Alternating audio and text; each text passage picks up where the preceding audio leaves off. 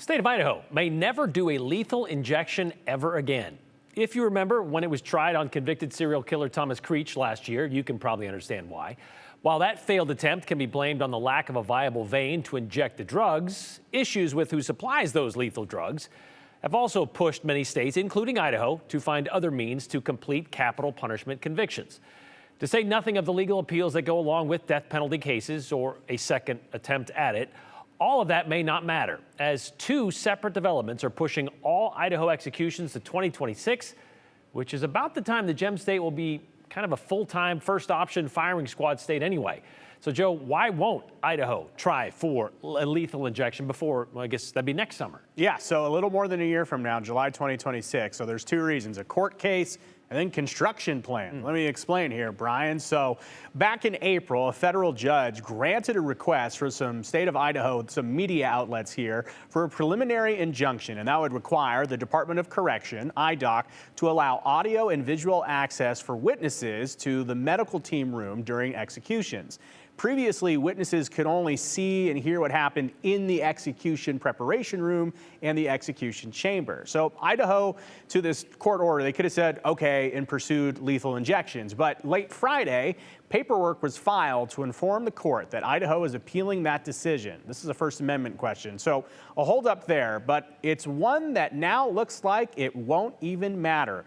On Friday, the Idaho Department of Correction published a construction update about their F block. So that is the spot at the Maximum Security Institute where executions are done. And IDOC says to ensure compliance with the recently signed into law House Bill 37 that designates execution as the firing squad, they are going to have that in place by July 1st, 2026. So F block is being taken completely offline for construction.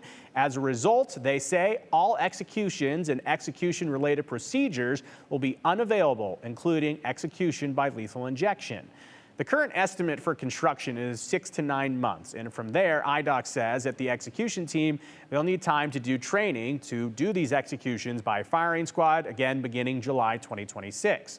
What will those look like? Well, lawmakers explained the process as legislation made its way into being an Idaho law. There would likely be somebody who received a death order, death warrant, would be likely strapped to a chair. And in this case, I know with the firing squad, there is methods that you can actually do it electronically. There's electronic triggering method. He plans to do a mechanized version of the firing squad, so there won't be a lineup of people holding rifles. And it is ultimately up to IDOC to create that full process. And I reached out to IDOC today for details on the construction, what the layout of this renovation will look like, and if there is a firm process at this point of how a firing squad execution will go. We also asked about supply of lethal injection drugs, if Idaho still has them, and how much do they have left. And you're looking at records from exactly a year ago that showed the recent purchase for pentobarbital.